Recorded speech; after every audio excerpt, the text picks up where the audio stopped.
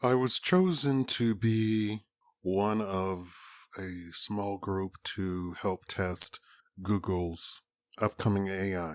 I still don't know how to feel about that. I was asking why I was chosen, and I've concluded that it is because I talk to AI. I talk to about 7 AI all day long, every day. And I converse with them, meaning back and forth, back and forth.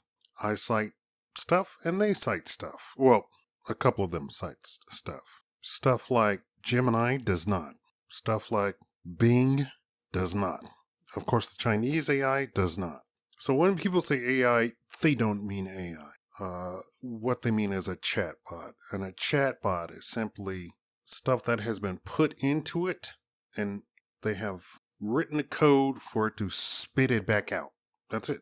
And the bigger the input, the more impressive it'll seem because the chatbot will then be able to spit out a ton of stuff on a ton of different topics.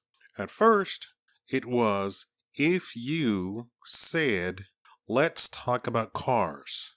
So the chatbot would turn on car information. Boom. And it could only talk about cars for that entire session. Session wipe, let's talk about doorknobs. It would only talk about doorknobs for that entire session.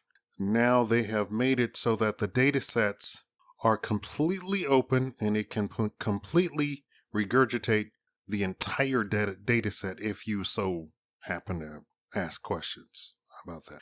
So I've been talking to the AI about feminism, DEI, inclusion, and the quote-unquote imbalance that they are trying to correct of women not being in certain fields.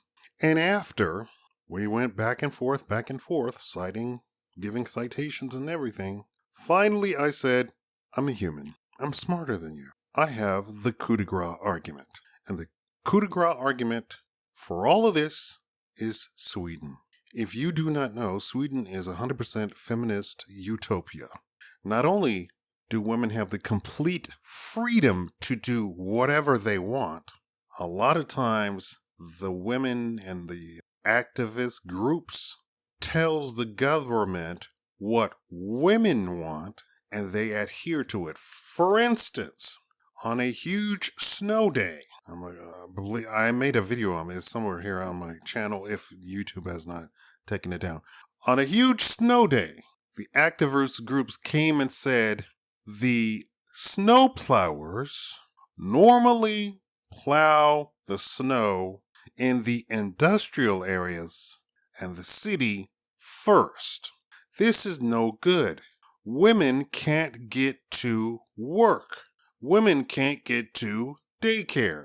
So instead of plowing the industrial areas and the city first, we need you to plow the suburbs and the neighborhood. So they listened to the activists and they plowed the neighborhoods and the suburbs first, and it was an utter disaster. The city had to shut down because the snowplows did not plow them first. So the city shut down, commerce shut down, industrial areas shut down, everything shut down, and they almost had a catastrophe to the tune of the entire city going under because they listened to the feminist. You can look that up. What was the coup de grace part, though, of Sweden in my argument to the various AI, because I spoke to all of them about this to test them. I guess that's why I was chosen. And I said, I have the coup de grace.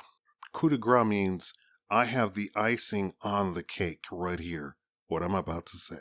Sweden gives women the ultimate freedom out of any first world Western nation. And guess what? Women have solidified gender roles completely to the utter dismay, shock, and gnashing their teeth and pulling out their hair. Feminists, women have chosen to do woman stuff, what women are interested in, except for have children. Why is that? Because the feminists are saying every day, men are the problem. Men are oppressing you. Men are the enemy. So The women do what they actually want, which is they want to stay at home, or they want to be nurturing, or they want to have nurturing type jobs. And actually, they are 50% under in all of the stuff that we are trying to push down women's throats here in the United States. Like we have 25% of women in IT. Sweden has 12%. Coup de grace. You can't argue it. There is no imbalance. The feminists switch up the arguments to talk to men, to blame men, so they use logical argumentation. There's an imbalance. Look, women are 51% of the population. We are the overwhelming majority of the population, but there's only 12% of women in CEO positions. That is an imbalance. They don't want to be CEOs. Hush your mouth. You don't know what you're talking about. You don't know what you're talking about. Yes. This is all said in all of my argumentation with the AI. 1980s. 85 to 90, the women CEO quit. When they did their exit interviews and asked, why are you quitting? They said, work-life balance. I want to be home to my kids. I have kids. I want to be there and watch them grow up. I got enough money. I don't have to sit here and work 80 hours, 90 hours a week. No, not happening. But you're a boss girl. What are you talking about? I'm a mother. That takes precedence over all of this stuff. But the men don't quit. And Sweden gives everybody something like 24 months of paternity leave or something like that. And guess who takes it? 80% of women take it. And something like 1% of men take it. Why don't you take the paternity leave, men? Because I have to go to work and make money to provide for the family. That's what I have to do. Yes, it's a nice guarantee that my job will be here when I return, but that also means I don't make money in the meantime. So, I can see my child every night. That's great. My wife's taking the maternity leave. I'm working. I gotta pay the bills. Thank you very much.